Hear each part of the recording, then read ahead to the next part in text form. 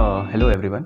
तो आज हम लोग जानते हो यार स्टार्ट करने जा रहे हैं क्लास 12th का मोस्ट इम्पॉर्टेंट टॉपिक। और ऑलमोस्ट क्लास 12th में सारे टॉपिक्स इसी फिनोमिना के बेस पे डिपेंड करते हैं और इसी से ओरिजिनेट होने वाले हैं। ठीक, तो बिना टाइम वेस्ट किए मैं फालतू की, देखो सबको कुछ ना कुछ 12th में आइडिया होगा कि क्या पढ़ने वाले हैं अपन लोग, तो डायरेक्टली उन टॉपिक्स पे चलते हैं बिना टाइम वेस्ट किए कि क्या है क्या नहीं है। ठीक है, तो देखो होता क्या है कि चैप्टर का नाम है हमारे फर्स्ट चैप्टर क्लास 12th का फर्स्ट चैप्टर है इलेक्ट्रोस्टैटिक्स। तो इलेक्ट्रोस्टैटिक्स का ओरिजिनेशन क्या है कि एक बहुत बड़ा टॉपिक है फिजिक्स का, एक ब्रांच ऑफ फिजिक्स है, उसको बोलते हैं हम लोग इलेक्ट्रो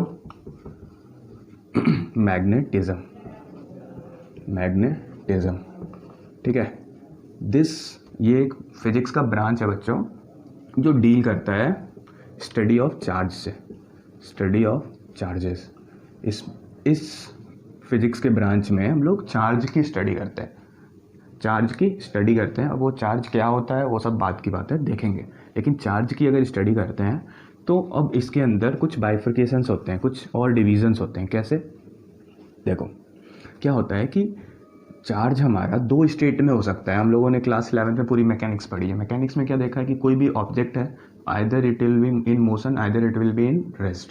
ठीक, तो रेस्ट में हो सकता है वो चार्ज, या वो चार्ज मोशन में हो सकता है।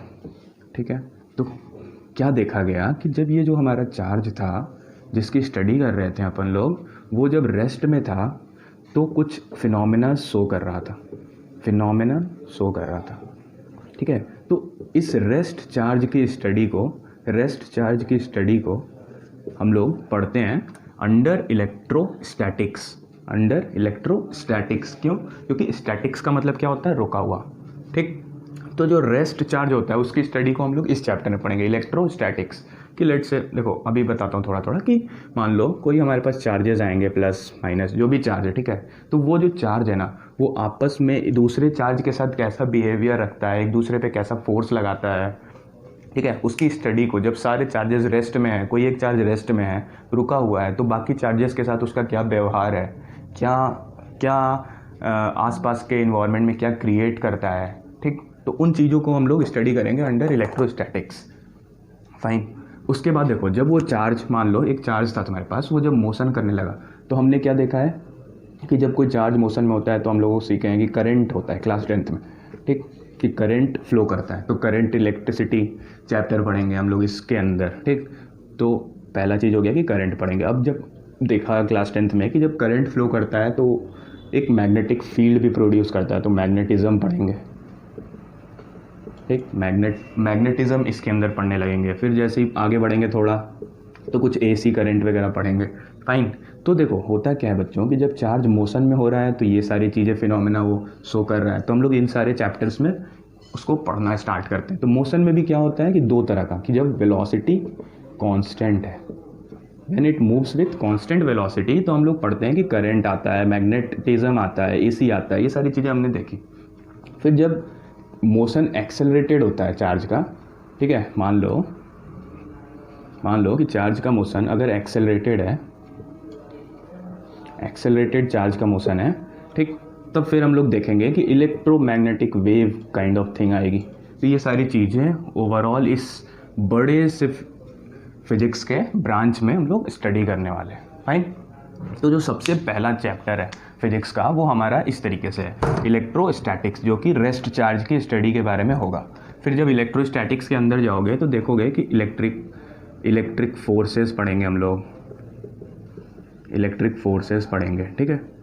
फिर उसके बाद आता है हमारे पास इलेक्ट्रिक फोर्स हो गया, तो फिर इलेक्ट्रिक फोर्स के बाद इलेक्ट्रिक फील्ड पढ़ेंगे। फाइन, फील्ड पढ़ेंगे। उसके बाद पढ़ेंगे पोटेंशियल डिफरेंस क्या होता है, या पोटेंशियल क्या होता है, पोटेंशियल क्या होता है, ये सारी चीज़ें पढ़ेंगे। उसके बाद आता है कैपेसिटेंस एंड ब्ला ब्ला ब्ला, ऐसे करके टॉपिक्स चलने लगेंगे। फाइन। तो जो सबसे इम्पॉर्टेंट चीज़ हमने देखी कि इलेक्ट्रोमैग्नेटिज्म में होती है वो है कि चार्ज की स्टडी। तो फर्स्ट ऑफ ऑल हम लोग कहाँ से स्टार्ट करेंगे इलेक्ट्रोस्टैटिक्स चैप्टर को? With charge.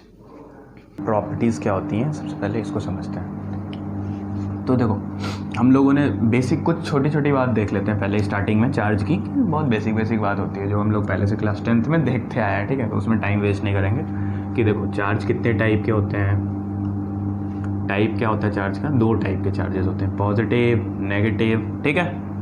Positive negative 2 type के चार्जेस होते हैं नेचर में, ठीक है। चार्ज की जो अब इसके बाद हमको पता है कि पॉजिटिव का देखो कहानी कैसे होती है कि पॉजिटिव हमेशा दूर भागते हैं, नेगेटिव भी दूर भागते हैं, हम लोगों को पता है ये बात, ठीक है। बहुत बेसिक सी बात है, इसमें ज़्यादा टाइम वेस्ट नहीं करेंगे। पॉजिटिव दूर भागते हैं, नेगेटिव दूर भागते हैं। इसको क्या बोलते हैं हम लोग कि लाइक रिपेल ईच अदर, ठीक। Like charges repel each other. Positive negative unlike charge कैसे हैं, अनलाइक।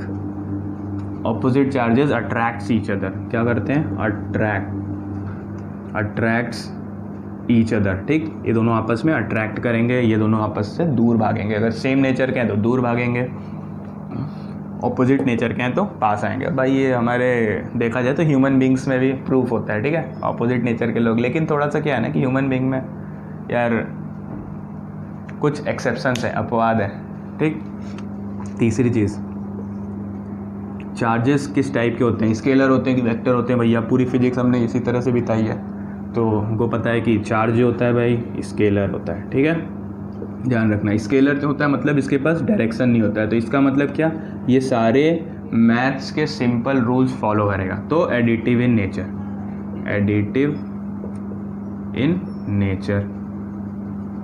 ठीक है बच्चों। चौथी चीज़ जो बेसिक चीज़ बात अभी चल रही है हमारी कि सबसे बेसिक चीज़ें क्या है चार्ज के बारे में, ठीक है। तो देखो चार्ज का SI यूनिट क्या होता है, SI यूनिट होता है चार्ज का कूलम। C से रिप्रेजेंट करते हैं, इंग्लिश में इसको लिखते हैं COULAMBS, कूलम्स। बहुत लोग कूलम को कूलम्स लिख लो या कूलम लिखो यार, ठीक है। तो कूलम की स्पेलिंग याद रखना यार, बहुत बेसिक सी चीज़ है, भूल जाते हैं बहुत अच्छे लोग, ठीक है। चौथी 4 पॉइंट्स हो गए। हमने क्या देखा कि 2 टाइप के चार्जेस होते हैं भाई नेचर में, प्लस माइनस वाला दूर भागेगा, प्लस माइनस वाला भी दूर भागेगा, लेकिन प्लस माइनस वाला पास आएगा, फाइन।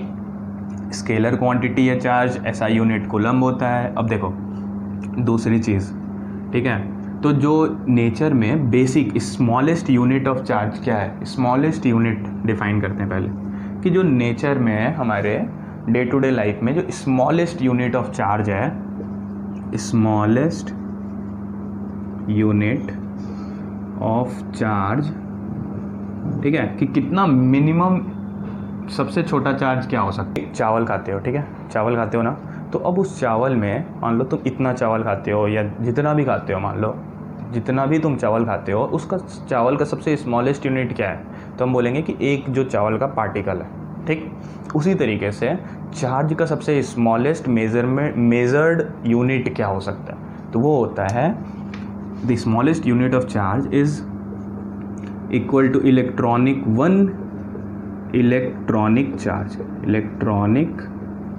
चार्ज, ठीक है, is equals to 1 electronic charge. ये अभी मान लो क्या कि एक इलेक्ट्रॉन पे जितना चार्ज होता है, एक इलेक्ट्रॉन पे जितना चार्ज होता है वही हमारा स्मॉलेस्ट यूनिट ऑफ चार्ज है, ठीक है।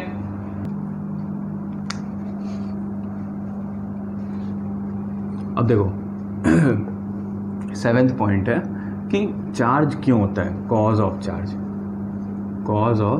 चार्ज, इसको समझते हैं, ठीक है, डिटेल में। तो मान लो तुम्हारे पास कोई एक एटम है, ठीक है, एक एटम है, सिंपल एक एटम है, ठीक। उसके अराउंड में इलेक्ट्रॉन घूम रहा है, यहाँ इलेक्ट्रॉन होगा, यहाँ क्या होगा, न्यूट्रॉन, और यहाँ क्या होगा, प्रोटॉन, ठीक। और भी इलेक्ट्रॉन्स हो सकते हैं। तो जो न्यूट्रल है एटम, मान लो पहला, ठीक, एटम क्या है, न्यूट्रल है, तो इसका मतलब क्या हुआ, number of electrons is equals to number of proton. तो मान लो मैं बोल दूँ कि अभी यहाँ पे 10 प्रोटॉन्स हैं, ठीक।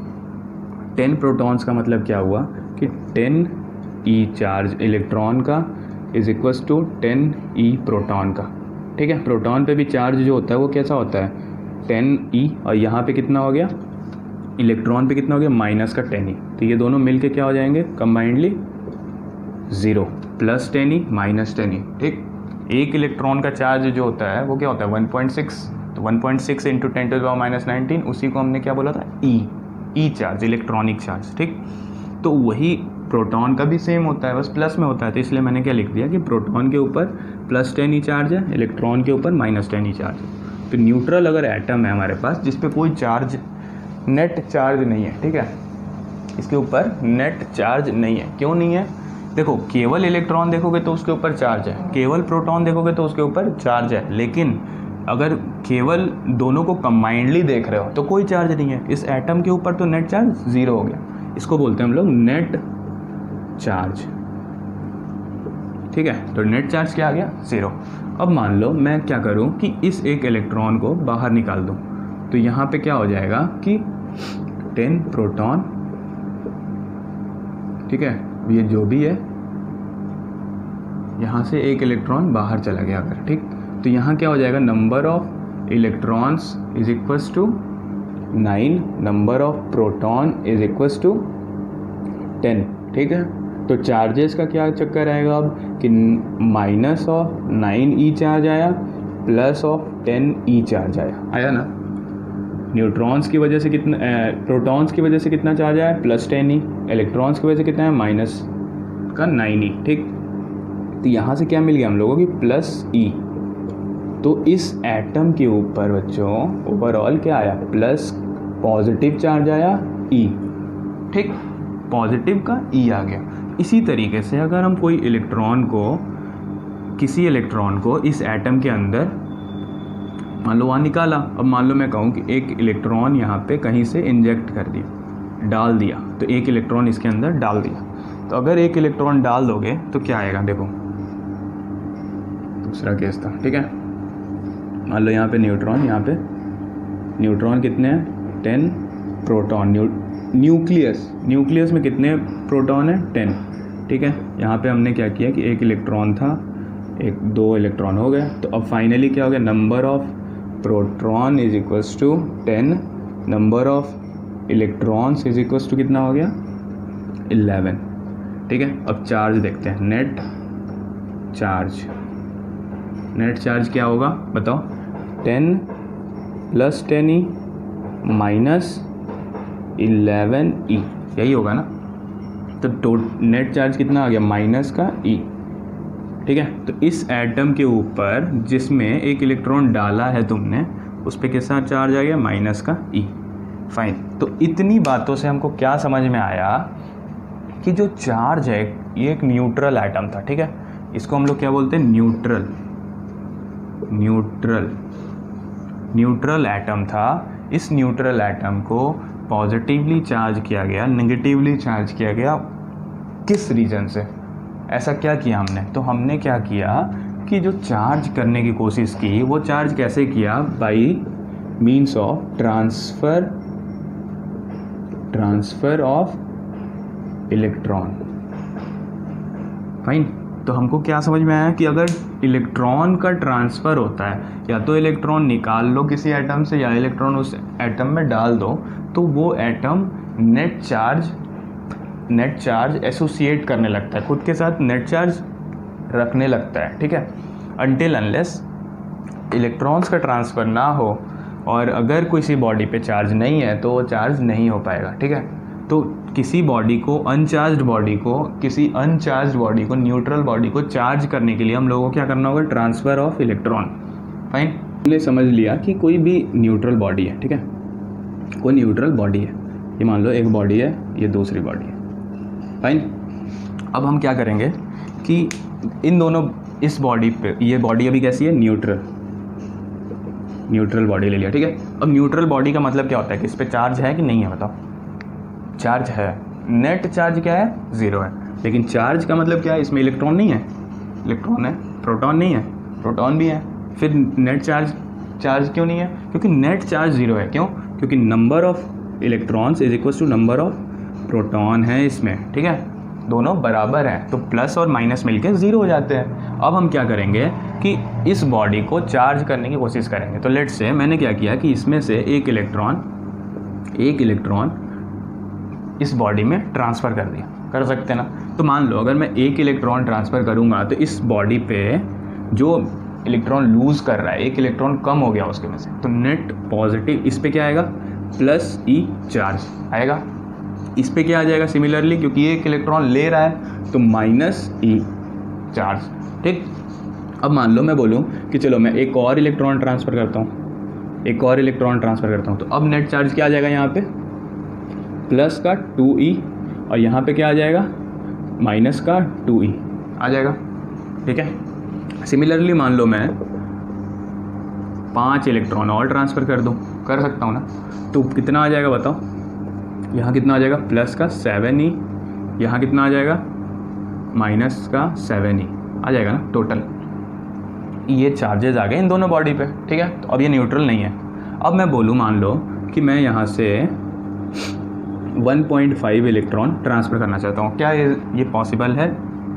मैं बोलूँ कि 1.5 इलेक्ट्रॉन ट्रांसफ़र करना चाहता हूँ, तो क्या ये पॉसिबल है। तो हम बोलेंगे कि नहीं। क्यों नहीं पॉसिबल है भाई, क्योंकि हमने देखा है कि इलेक्ट्रॉन जो है, इलेक्ट्रॉनिक चार्ज जो है या इलेक्ट्रॉन जो है, ये एक स्मॉलेस्ट यूनिट हमने एज्यूम किया है, स्मॉलेस्ट यूनिट। ठीक है, अब इसको फर्दर हम लोग ब्रेक नहीं कर सकते। क्यों नहीं कर सकते, क्योंकि ये सबसे छोटा है, इससे छोटा अब हम लोग ब्रेक नहीं कर सकते। हम बोले कि हमको आधा इलेक्ट्रॉन दे दो भाई, नहीं हो सकता। ये बॉडी इसको आधा इलेक्ट्रॉन नहीं दे सकता, देगा तो एक ही देगा, देगा तो 2 ही देगा, 3 ही देगा, 4 देगा, 5 देगा, लेकिन आधा नहीं दे सकता, 1.5 नहीं दे सकता। ठीक है, 2.5 नहीं दे सकता। क्यों, क्योंकि इलेक्ट्रॉन को हम लोग फर्दर ब्रेक नहीं कर सकते। फाइन, इस वजह से हमने क्या देखा कि ये मान लो ये एक न्यूट्रल बॉडी है, इसमें से हम इलेक्ट्रॉन्स ट्रांसफ़र करते जाएं तो हम लोग 7e, एक और इलेक्ट्रॉन करेंगे तो 8e, इसी से करते करते हम लोग कितने इलेक्ट्रॉन ट्रांसफ़र कर, चार्ज क्या आ सकता है इस बॉडी पे, Ne। ठीक, इस बॉडी पे फर्दर चार्ज कितना आ सकता है, माइनस ऑफ Ne। ठीक, E क्या है, E क्या है, इलेक्ट्रॉनिक चार्ज, N क्या है, एक इंटीजर। ठीक, इंटीजर है, इंटीजर नंबर है। तो अब देखो क्या हमने देखा कि इस बॉडी पे जो टोटल Q चार्ज डेवलप हो रहा है, टोटल चार्ज किसी भी न्यूट्रल बॉडी पे जो डेवलप हो सकता है या किसी भी बॉडी पे जो चार्ज प्रेजेंट होगा वो कैसा होगा, Ne प्लस माइनस। क्यों, जो देगा उस पर प्लस आएगा, जो एक्सेप्ट करेगा उस पर माइनस आएगा। तो ओवरऑल यही चार्ज पॉसिबल है। और N क्या है यहाँ पे, इंटीजर कहाँ से कहाँ तक, माइनस इन्फिनिटी से प्लस इन्फिनिटी तक, कोई भी इंटीजर ले लो। ठीक है, माइनस इन्फिनिटी से प्लस इन्फिनिटी तक केवल इंटीजर्स, कंप्लीट इंटीजर n। ठीक, तो यहाँ से हमने एक प्रॉपर्टी समझी, उसको हम लोग बोलते हैं फिजिक्स में क्वांटाइजेशन ऑफ चार्जेस।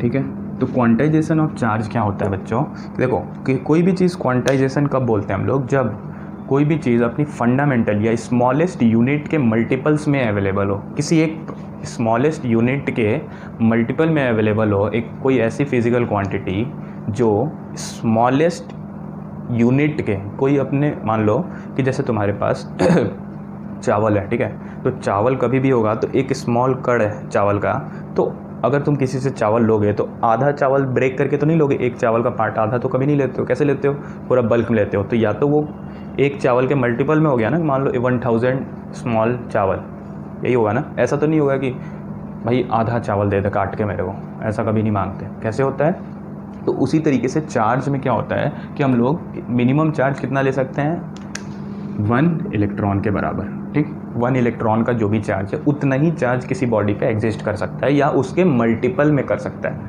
1 इलेक्ट्रॉन के बराबर का चार्ज एग्जिस्ट कर सकता है या उसके मल्टीपल में कर सकता है। ऐसा कभी नहीं होगा कि आधा इलेक्ट्रॉन का चार्ज एग्जिस्ट कर रहा है। तो ये हो गया हमारे पास पहला important property of charge, quantization of charge, कि चार्ज हमेशा क्या होगा, क्वांटाइज्ड होगा। ठीक है, जैसे कभी तुम बाज़ार में गए यार और कहीं बुक खरीदते हो या कॉपी खरीदते हो या पेन खरीदते हो, तो ऐसा तो नहीं बोलते कि आधा पेन दे दो। तो पेन कभी भी कैसे मिलेगा हमको, एक पेन, 2 पेन, 3 पेन, 4 पेन, ठीक। तो उसी तरीके से वो क्या हो गया कि पेन हमारा क्वांटाइज हो गया, या तो 1 मिलेगा, या तो 2 मिलेगा, या तो 3 मिलेगा, इस तरीके से मिलेगा। तो कभी भी कैसा होगा कि अपना एक स्मॉलेस्ट यूनिट ऑफ बुक या पेन क्या हो गया, 1 हो गया ना, हाफ नहीं हो सकता वो, तो 1 हो गया। तो अब तुम बोलोगे कि 3 बुक दे दो या 4 बुक दे दो, 2.5 बुक दे दो, भाई ऐसा कभी नहीं सुना हमने। तो कोई भी फिजिकल क्वांटिटी क्या नोट करना है, कोई भी फिजिकल क्वांटिटी अगर अपने स्मॉलेस्ट या फंडामेंटल यूनिट के मल्टीपल्स में अवेलेबल होती है तो उसको हम लोग बोलते हैं हमेशा क्वांटाइज्ड है। कैसी है वो फिजिकल क्वांटिटी, क्वांटाइज्ड, ठीक है। तो ये टर्म याद रखेंगे अपन। अब क्वांटाइजेशन से रिलेटेड 1-2 क्वेश्चन जल्दी से देख लेते हैं, बहुत इजी होते हैं, ठीक है। क्वेश्चन कैसे आएगा कि बोलेगा कि व्हाट आर द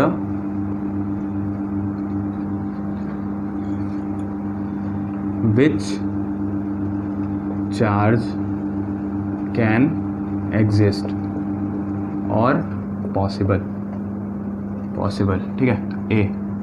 ए दिया है प्लस का, मान लो 1.6 इंटू 10⁻⁻20 कूलम। ये क्या पॉसिबल है, दिस चार्ज इज पॉसिबल और नॉट, ठीक है। बी ले लो, चलो 2 इंटू 10⁻⁻19 कूलम। सी 4 इंटू 10⁻⁻19 कूलम। एक और ले लो 8 इंटू 10⁻⁻19 कूलम। क्या इन चार्जेस में से क्या ये चार्जेस पॉसिबल हैं? तो इसको कैसे देखेंगे, जल्दी से देखते हैं, ठीक है। अगर तुम लोगों को पहले से आता है तो ठीक है यार, नहीं आता है ना तो हमेशा पॉज करके और खुद से सोचा करो, सॉल्यूशन मत देखना कहीं पे भी, किसी का भी लेक्चर देखा करते हो, ठीक है। तो अब यहाँ पे क्या करना है, हमको देखना है कि ये जो चार्ज है टोटल क्यू चार्ज दिया हुआ है, तो क्यू चार्ज n इंटू ई, ठीक। तो ई हमको पता है क्या होता है, 1.6 into 10⁻⁻19 into n is equals to 1.6 into 10⁻⁻20। तो n क्या आ गया यहाँ से, 1.6 से 1.6 कट गया और ये आ गया तुम्हारा 10⁻⁻1 इज इक्वल्स टू 0.1। तो n कैसा आ गया, इंटीजर है क्या n? नहीं है ना, नॉन इंटीजर है। तो इसका मतलब ये चार्ज एग्जिस्ट नहीं करेगा, ठीक है। ये नहीं कर सकता, ऐसा चार्ज कभी एग्जिस्ट नहीं कर सकता, ठीक है, according to quantization Q is equals to NE। तो इस तरीके से ये तीनों भी पार्ट तुम खुद से करके चेक कर लेना कि कौन सा चार्ज एग्जिस्ट कर सकता है या नहीं कर सकता है, ठीक। तो इसको अब आगे नहीं करेंगे, बहुत सिंपल क्वेश्चन है।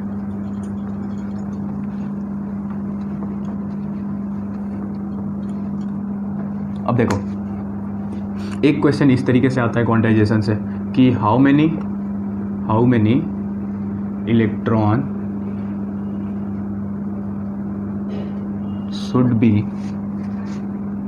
be हाउ मेनी इलेक्ट्रॉन्स, कितने इलेक्ट्रॉन्स किसी बॉडी से हम लोगों को ट्रांसफ़र करने होंगे, should be transferred to achieve, ठीक है। How many electrons should be transferred from a body to achieve, let's say 4.5 into 10⁻, या 8 इंटू 10⁻⁻19 कूलम ऑफ चार्ज, ठीक है, पॉजिटिव चार्ज। इतना कूलम ऑफ पॉजिटिव चार्ज अगर हमको किसी बॉडी पे, इतना कूलम ऑफ पॉजिटिव चार्ज अगर किसी बॉडी पे डेवलप करना है तो हमको कितना इलेक्ट्रॉन ट्रांसफ़र करना होगा और ऐड करना होगा या निकालना होगा इलेक्ट्रॉन को। इतना पॉजिटिव चार्ज अगर किसी बॉडी पे डेवलप करना है तो देखो कुछ नहीं, इतना चार्ज हमको पता है तो Q दे रखा है, Q कितना दे दिया, प्लस का 8 इंटू 10⁻⁻19 इज इक्वल्स टू कर लो n इंटू ई।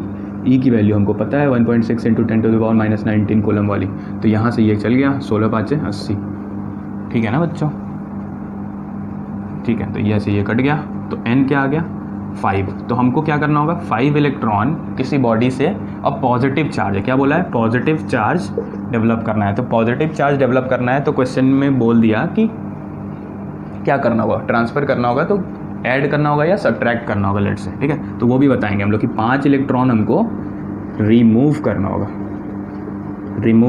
ठीक है। 5 इलेक्ट्रॉन अगर किसी एटम से, मान लो ये एटम है, ठीक है, इसके पास कुछ प्रोटॉन है 10, इसके पास इलेक्ट्रॉन भी होंगे 10, तो number of protons is equals to 10 is equals to number of electron, दोनों बराबर होते हैं, ठीक है। अब इस पर पॉजिटिव चार्ज लाना है तो हम क्या करेंगे कि 5 इलेक्ट्रॉन रिमूव कर देंगे, यहाँ से हटा देंगे, 5 इलेक्ट्रॉन हटा देंगे, तो ये ओवरऑल कैसा हो जाएगा, प्लस का 5e, ठीक, समझ गए ना। तो 5 इलेक्ट्रॉन हमको यहाँ से हटाना होगा, ये बात समझ में आ गई हमको। तो ये सीधा फॉर्मूला लगा दिया। मान लो कोई एक बॉडी था, ठीक है, इस बॉडी से तुम अगर इलेक्ट्रॉन्स निकालते हो, ये बॉडी है, इसमें इलेक्ट्रॉन ट्रांसफ़र करते हो, ठीक है, इस बॉडी से इस बॉडी में इलेक्ट्रॉन ट्रांसफ़र कर रहे हो, यहाँ से एक और कर दिया, मान लो 1 इलेक्ट्रॉन किया, 2 इलेक्ट्रॉन किया, ठीक, 2 इलेक्ट्रॉन 3 इलेक्ट्रॉन ऐसे करके बहुत सारे इलेक्ट्रॉन्स ट्रांसफ़र कर रहे हो। तो इसका जो मास होगा ना, ये मान लो A है, ये मान लो B है, तो मास ऑफ A जो है वो क्या होगा,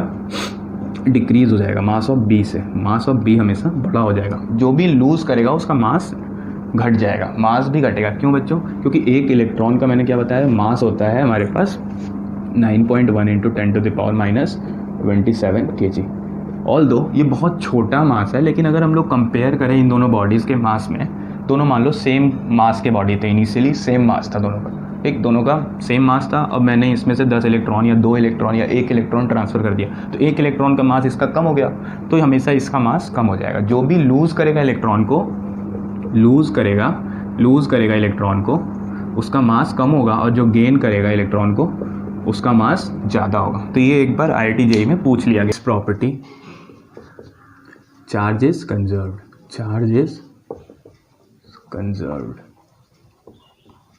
देखो बच्चों क्या होता है ना कि चार्ज जो होता है हमारा वो कंजर्व होता है, किसके लिए, फॉर आइसोलेटेड सिस्टम।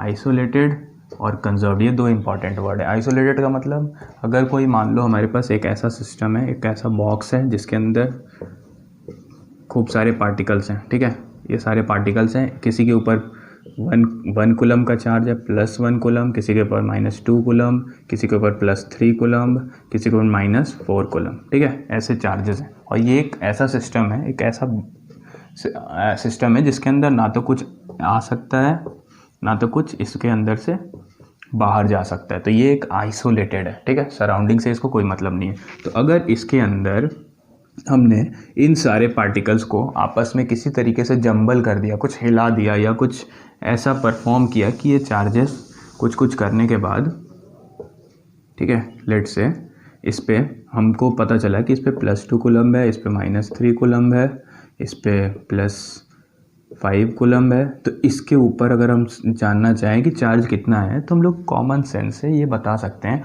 कि जो टोटल चार्ज पहले था उतना ही टोटल चार्ज बाद में होगा। क्यों, क्योंकि ये सिस्टम एक आइसोलेटेड सिस्टम था जिसके अंदर ना तो कुछ आ सकता था ना तो कुछ जा सकता था। तो इसका मतलब क्या हुआ कि हमारा जो चार्ज है, टोटल चार्ज, ये 1 +1 -2 कूलम, ठीक है, +3 -4, ये जो टोटल था, ये टोटल हमेशा मेंटेन रहेगा। कैसे, अभी भी वो कितना होगा, +2 -3 +5, ठीक है, प्लस मान लो लेट से x। तो ये जो x है अब हम यहाँ से निकाल सकते हैं, ठीक है। तो ये हम लोग कॉमन सेंस से ऐसे करते हैं, लेकिन इसी चीज़ को हम लोग बोलते हैं कंजर्वेशन ऑफ चार्ज, कि चार्ज हमारा हमेशा कंजर्व होगा किसी भी सिस्टम का। एक ऐसा सिस्टम है जो आइसोलेटेड सिस्टम है, तो उसका जो टोटल चार्ज होगा वो बाद में भी कंजर्व होगा, उतना ही होगा टोटल विल नॉट चेंज, ठीक है। इंडिविजुअल पार्टिकल्स पे चार्ज चेंज हो सकता है, लेकिन total charge will remain same. एक इम्पॉर्टेंट बात इसमें, चार्ज इज ऑलवेज कंजर्व, पर charge particles are not conserve. अब ये क्या है भैया, तो इसको समझते हैं। तो मान लो मैं बोलूँ कि मेरे पास जगह है, ठीक है, मान लो मेरे पास 1 न्यूट्रॉन था, इसके ऊपर चार्ज क्या था, 0, ठीक। एक न्यूट्रॉन को हमने ब्रेक किया और एक इलेक्ट्रॉन में बनाया प्लस एक प्रोटॉन बनाया, ठीक। तो एक इलेक्ट्रॉन के ऊपर माइनस चार्ज होता है और एक प्रोटॉन के ऊपर प्लस का पॉजिटिव चार्ज होता है। तो टोटल चार्ज हमको क्या दिख रहा है, 0, यहाँ पे भी टोटल चार्ज कितना था 0, लेकिन टोटल नंबर ऑफ पार्टिकल्स कितने थे यहाँ 1, और यहाँ पे टोटल नंबर ऑफ पार्टिकल्स कितने हो गए तो 2। तो कहने का मतलब क्या हुआ कि कोई भी फिनोमेना होगा तो वी कांट से, हम ये नहीं कह सकते कि जो टोटल नंबर ऑफ पार्टिकल्स हैं वो कंजर्व होते हैं, वो कभी कंजर्व नहीं हो सकते, हो भी सकते हैं नहीं भी हो सकते, लेकिन कंजर्व होंगे ये हम लोग डेफिनेटली नहीं कह सकते, ठीक है, किसी भी फिनोमेना में। लेकिन एक चीज़ जो हमेशा कंफर्म होगी वो है हमारी कि जो चार्ज होगा, चार्ज वो कंजर्व होगा, ठीक है। ये हो गया हमारा conservation of charge for isolated, ठीक है। एक छोटी सी बात और यार बार बार ये कहीं ना कहीं आ जाएगा सामने, तो ये होता है कि charge does not change with speed, ठीक है। इसी चीज़ को हम लोग बोलते हैं कि invariant, charge so invariant nature, ठीक है। क्यों? अब इसका क्या मतलब हुआ कि चार्ज जो है वो हमारा, मान लो कोई एक बॉडी है मास इतना, ठीक है, उसके ऊपर +5 कूलम का चार्ज है, इसको तुम खूब स्पीड से ट्रेवल करा दो, तो अगर मान लो इसके पास कोई भी वेलोसिटी दे दो तो क्या इसका चार्ज चेंज होगा? चेंज नहीं होगा। यही कहता है ये प्रॉपर्टी कि इसका चार्ज चेंज नहीं होगा। लेकिन मास चेंज होगा, हाँ हो सकता है। क्या कैसे चेंज होता है मास? कि ये मूविंग मास है लेट से, तो रेस्ट मास डिवाइडेड बाई, हम लोग मॉडर्न फिजिक्स में देखे हैं कि 1 - v/c का होल स्क्वायर, ठीक। c क्या है? Speed of light, speed of flight. तो कहीं कहीं ये चीज़ आ जाती है कि एक पार्टिकल है, एक मास, इतने मास का एक ऑब्जेक्ट है, वो इस वेलोसिटी से ट्रेवल कर रहा है, तो डज इट चार्ज चेंजेस और नॉट, मास चेंजेस और नॉट। तो उसमें इस तरीके के ऑप्शंस आएंगे, तो हम लोग देख सकते हैं कि मास चेंज होता है पर चार्ज चेंज नहीं होता है, ठीक है।